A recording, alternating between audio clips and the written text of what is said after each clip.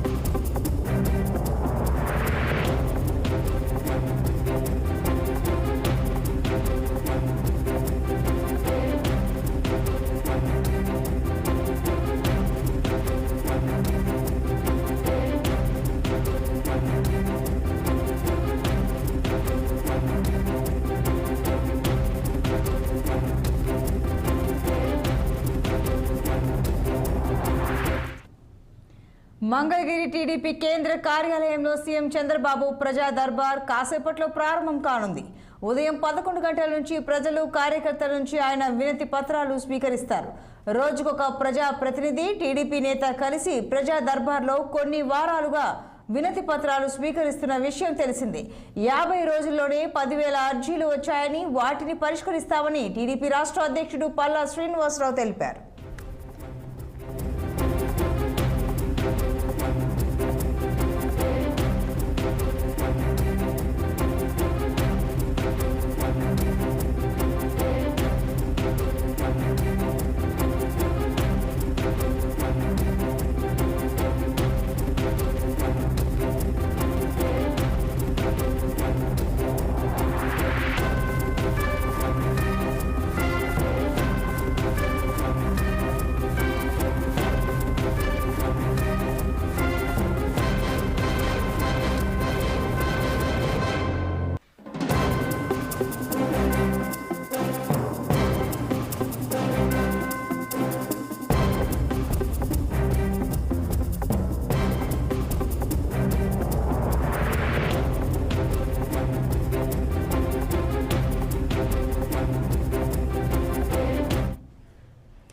ఇక మంగళగిరి టీడీపీ కార్యాలయంలో ప్రజా దర్బార్కి సంబంధించి మరింత సమాచారం మా ప్రతినిధి కృష్ణ అందిస్తారు. కృష్ణ, చెప్పండి, కాసేపట్లో అంటే 11 గంటలకు ప్రజా దర్బార్ ప్రారంభం కానుందని సమాచారం, వివరాలు ఏంటి?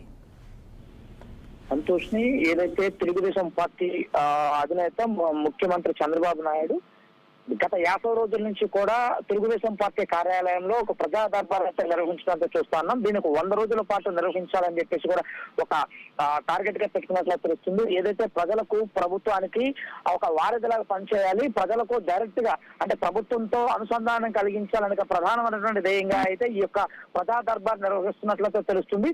ప్రతిరోజు కూడా ఒక ప్రజాప్రతినిధితో పాటు ఒక తెలుగుదేశం పార్టీ ప్రతినిధి కూడా ఆ ప్రజల్లో ఉండేట్లు చూసుకోవాలంటూ కూడా ప్రతిరోజు అంటే ఒక మంత్రి అంటే వారికి ఇప్పటికే కొంతమంది మంత్రులను అయితే అసైన్ చేసి రోజుకు ఒక మంత్రి అక్కడ ఉండాలి, ఆ ప్రజల యొక్క వినతులు అనేక ఇప్పటికే ముఖ్యమంత్రి ఆదేశాలు జారీ చేశారు. ఈ నేపథ్యంలోనే చంద్రబాబు నాయుడు ముఖ్యమంత్రి హోదాలో అయితే ఈ రోజు పార్టీ కార్యాలయంలో అంటే ఏదైతే మంగళగిరిలో పార్టీ కార్యాలయంలో ఈ రోజు చంద్రబాబు నాయుడు ఆ కార్యాలయానికి అయితే వెళ్తున్నట్లు మనకు ప్రధానంగా తెలుస్తుంది.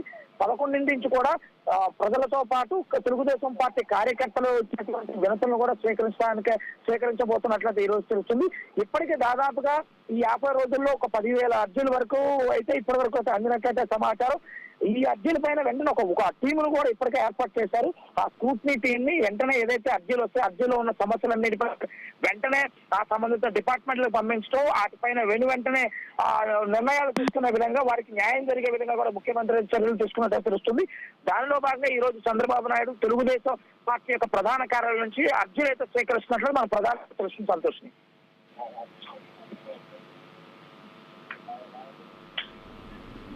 Over to studio. Right Krishna, thank you.